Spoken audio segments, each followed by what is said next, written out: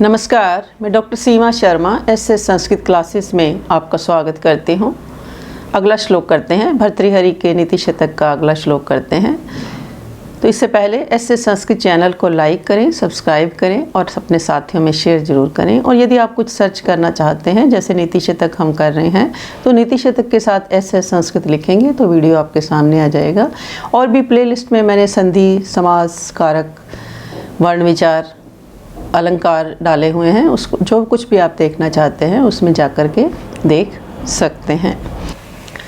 तो नीति शतक का अगला श्लोक करते हैं। शिरा शार्वम स्वर्गात् पशुपति शिरस्तः क्षितिधरम महिघ्रादु तुंगाद अवनिम वनश्च अपि जलधिम अधोधो गंगेयम पदम उपगता स्तोकम अथवा विवेक भ्रष्टा नाम भवति विनिपाता शतमुखः।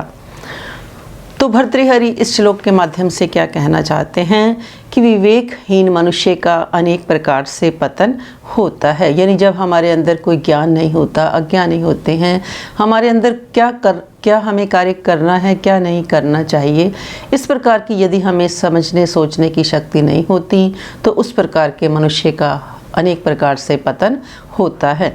जिस प्रकार इयम गंगा स्वर्गात् शार्वम शिरा कि गंगा नदी स्वर्ग से भगवान शिव के सिर पर उतरी थी। पशुपति शिरस्ते क्षितिधरम और शिवजी के सिर से हिमालय पर्वत पर आई। उतुंगात महिघ्रात अवनिम और बहुत ऊंचे हिमालय पर्वत से पृथ्वी पर नीचे आई। अवने अपि जलधिम और पृथ्वी से भी समुद्र में नीचे उतर आई। अधोअध स्तोकम पदम उपगता इस प्रकार गंगा नदी भी नीचे से नीचे तुच्छ स्थान को प्राप्त होती गई। कहाँ पर? तो स्वर्ग में रहने वाली गंगा नदी स्वर्ग से शिवजी के सिर पर उतरी, फिर शिवजी के सिर से हिमालय पर्वत पर, फिर बहुत ऊंचे हिमालय पर्वत से पृथ्वी पर आ गई और पृथ्वी से भी समुद्र में प्रवेश कर गई। इस प्रकार नीचे से नीचे तुच्छ पर स्थान को प्राप्त करती गई। उसी प्रकार विवेक से भ्रष्ट हो जाने पर मनुष्यों का पतन किस प्रकार होता है? शतमुख सैकड़ों प्रकार से होता है।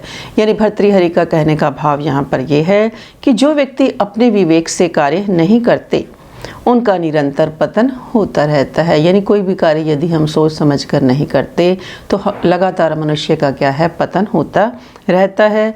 जैसे गंगा नदी पहले स्वर्ग में थी, स्वर्ग से वह शिवजी के मस्तक पर, शिवजी के मस्तक से हिमालय पर्वत पर, हिमालय पर्वत से पृथ्वी पर और फिर पृथ्वी से भी खारे पानी समुद्र में पहुंच गई। तो यहाँ पर भर्तृहरि क्या कहते हैं कि मनुष्य को सदा विवेक से ही कार्य करना चाहिए जिससे उसकी उन्नति हो और अन्यथा सदा पतन ही होता है। यहाँ पर विवेक का अर्थ है कि कर्तव्य और अकर्तव्य कि कौन सा कार्य हमारे द्वारा किया जाना चाहिए, उचित और अनुचित, लाभ और हानि को ध्यान में रखते हुए विवेक से हमें कार्य करना चाहिए। यदि हम ऐसा करते हैं तो उन्नति को प्राप्त करते हैं। तो इस श्लोक में शिखरनी छंद है। शिखरनी का लक्षण क्या है? रसई रुद्र छिन्ना यमन सब लाग है शिखरिणी। तो ये 17 वर्णों का समृद्ध है। इसमें 8 और 11 के बाद यति होती है।